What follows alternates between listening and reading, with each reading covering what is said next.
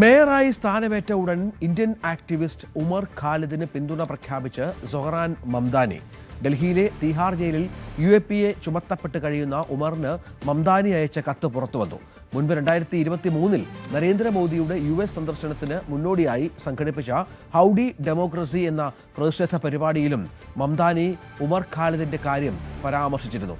അജയ് സുധാ ബിജു വിവരങ്ങൾ പങ്കുവെക്കുകയാണ്. അജയ്, ഇന്ത്യക്കൊട്ടും സുഖകരമായ കാര്യമല്ല മംദാനിയുടെ ഭാഗത്ത് നിന്ന് ഉണ്ടായിരിക്കുന്നത്. അതും UAPA കേസ് ചുമത്തപ്പെട്ട് തിഹാർ ജയിലിൽ കഴിയുന്ന ഒരു പ്രധാനിക്ക് അനുകൂലമായി സംസാരിക്കുന്നത്. എന്താണ് മനസ്സിലാക്കേണ്ടത്?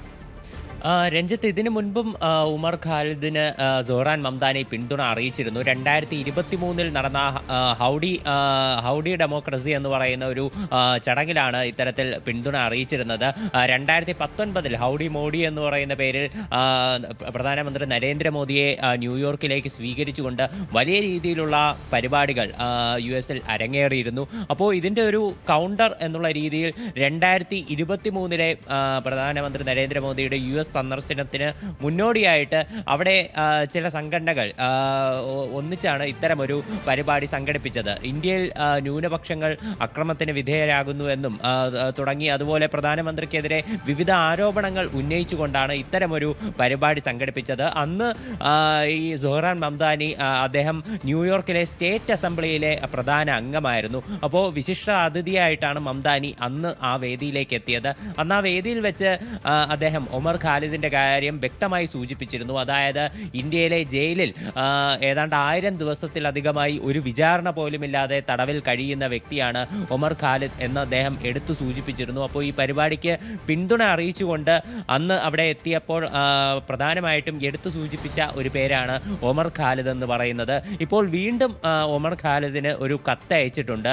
ഇപ്പോൾ നിലവിൽ ഈ കത്തയക്കാനുണ്ടായ സാഹചര്യം എന്ന് പറയുന്നത് ഉമറിൻ്റെ മാതാപിതാക്കൾ ന്യൂയോർക്കിൽ എത്തിയിരുന്നു. അവരുടെ ഒരു മകളുടെ വിവാഹ ചടങ്ങുമായിട്ട് ബന്ധപ്പെട്ടിട്ടാണ് ന്യൂയോർക്കിലെത്തിയത്. അപ്പോൾ ഈ സമയത്താണ് മാതാപിതാക്കളുടെ കയ്യിൽ ഉമർ ഖാലിദിന് കൊടുക്കാൻ വേണ്ടി ഒരു ചെറിയ കത്ത് സൊഹറാൻ മംദാനി എഴുതി കൊടുത്തയച്ചത്. ഈ കത്തിൽ പറയുന്നത് കയ്പുള്ള അനുഭവങ്ങളെ ഒരാളെ പൂർണ്ണമായിട്ടും കീഴടക്കാൻ അനുവദിക്കരുത്. നിങ്ങളെക്കുറിച്ച് ഞങ്ങൾ എപ്പോഴും ചിന്തിക്കാറുണ്ട്. മാതാപിതാക്കളോട് അന്വേഷണം അറിയിച്ചിട്ടുണ്ട്. മാതാപിതാക്കളെ കാണാൻ സാധിച്ചതിൽ വളരെയധികം സന്തോഷം എന്നുമാണ് സൊഹറാൻ മംദാനി ഈ കത്തിൽ ഉമർ ഖാലിദിന് കുറിച്ചിട്ടുള്ളത്.